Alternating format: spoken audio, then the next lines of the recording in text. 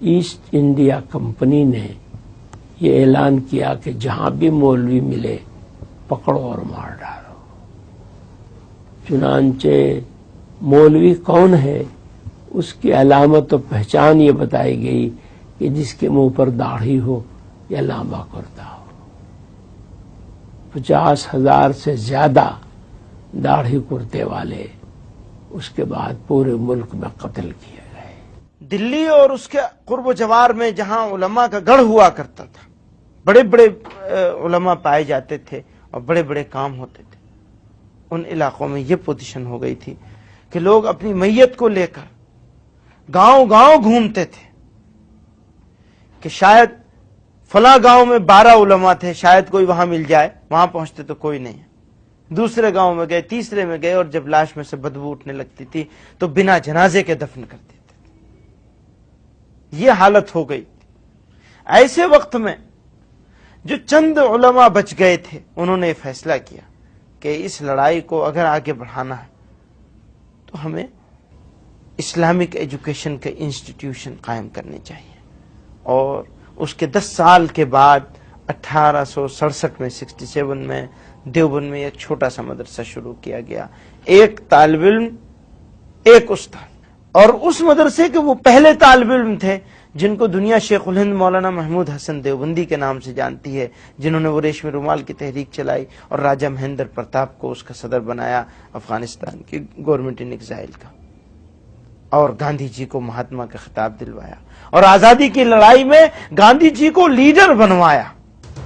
علماء نے ہی ریشمی رومال کی تحریک شروع کر کے جرمنی اور جاپان کی مدد سے انگریزوں کو ملک سے اکھاڑ پھینکنے کا پلان بنایا. بدقسمتی سے انگریزوں کو ان کے ارادوں کا پتہ چل گیا اور علماء ایک بار پھر انگریزوں کی آنکھ کی کرکری بن گئے. پورے ملک میں سینکڑوں علماء گرفتار کر لیے گئے. شیخ الہند مولانا محمود حسن اور ان کے چہیتے شاگرد مولانا حسین احمد مدنی کو تو گرفتار کر کے ہندوستان سے باہر مالٹا بھیج دیا گیا، جہاں کئی سال انہیں جیل کی کال کوٹھی میں بتانے پڑے.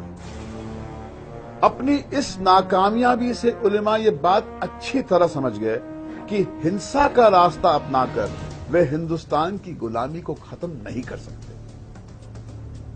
علماء نے سن 1919 میں جمعیت علماء ہند کے نام سے ایک نئی تنظیم شروع کی اور جن آندولن کو انگریزی حکومت کے خلاف ایک نیا ہتھیار بنایا. پبلک اوپینین کو فارم کرنے میں جمعیت کا کوئی مقابلہ نہیں ہے جنگ آزادی کے.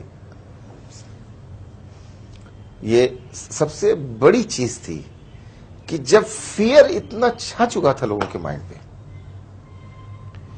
کہ برٹش سرکار کے خلاف بولنا تو دور کی بات، ان کے بارے میں سوچنا بھی لوگوں نے چھوڑ دیا تھا. ایسا ذہن بن چکا ہو، آپ اپنے رولر سے اتنے مروب ہو چکے ہوں کہ آپ کی آزادی کی خواہش مر چکی ہو. ایسے وقت میں کچھ لوگ اٹھیں اور آپ کے دل میں آزادی کی خواہش کو جگا دیں، اس سے بڑا کوئی رول نہیں ہو سکتا. گاندھی جی کے ساتھ جنگ آزادی کے ہر مورچے پر جمعیت نیتا قدم سے قدم ملا کر چلتے رہے. 5 اگست 1942 کو جمعیت نے جب سب سے پہلے انگریزوں بھارت چھوڑو کا نعرہ دیا تو پورے ملک میں انگریزی حکومت کے خلاف لوگوں کا ایک ایسا سیلاب امڑ پڑا کہ آخرکار انہیں ہندوستان کو آزاد کرنا ہی پڑا. لیکن بٹوارے کے مدعے کو لے کر جگہ جگہ بھڑکے قومی دنگوں نے اس ہندو مسلم ایکتا کو سب سے زیادہ نقصان پہنچایا جس نے انگریزوں کو ہندوستان سے باہر کھدیڑ دیا. جمعیت نیتا مولانا حسین احمد مدنی نے پورے ملک کا دورہ کیا اور مسلمانوں سے اپیل کی کہ وہ مسلم لیگ کے بہکاوے میں نہ آئیں. وہ تو یہی کہتے تھے کہ تم لوگ دھوکے میں مبتلا اور ملک کو تباہ کر رہے ہو اور بہت بڑا قتل عام ہوگا. جمعیت تو بہت مخالف تھی پاکستان بننے کے. بہت زیادہ شدت کے ساتھ مولانا حفیظ الرحمان جو مجاہد ملت گزرے ہیں گاندھی جی کے بہت قریب تھے، بہت کوشش کرتے رہے وہ گاندھی جی سے کہ پاکستان کو تسلیم نہیں کرنا چاہیے، اور جلسوں میں بڑے بڑے جلسوں میں شدید مخالفت کرتے رہے، پاکستان نہیں بننا چاہیے۔